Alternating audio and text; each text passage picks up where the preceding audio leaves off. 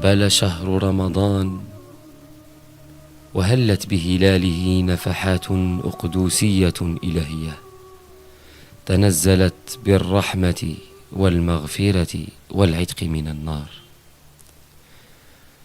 أقبل الشهر الفضيل بالخيرات والبركات الربانية الصمدية، شهر من الاجتهاد وتجديد العهد مع الله. بين رمضان ورمضان أيام تمر وكأنها لم تكن، فاستبقوا الخيرات. بين ليلة وليلة من ليالي شهر الغفران تعرج الأرواح إلى الملكوت، ويتنعم الكيس بساعات الوصال مع الحي الذي لا يموت. بين سجدة وركعة ودمعة وخلوة أنوار ربانية تطمئن القلب وتنير اللب، وتتحقق العبودية الكاملة لله وحده لا شريك له.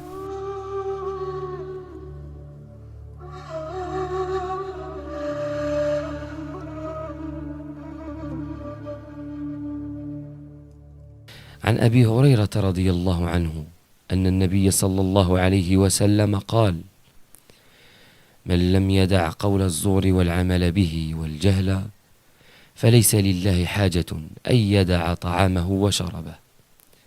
ولعل أعظم الزور والجهل أن ينشغل العبد عن مولاه في أبرك الشهور وأحسنها، فاستبقوا الخيرات.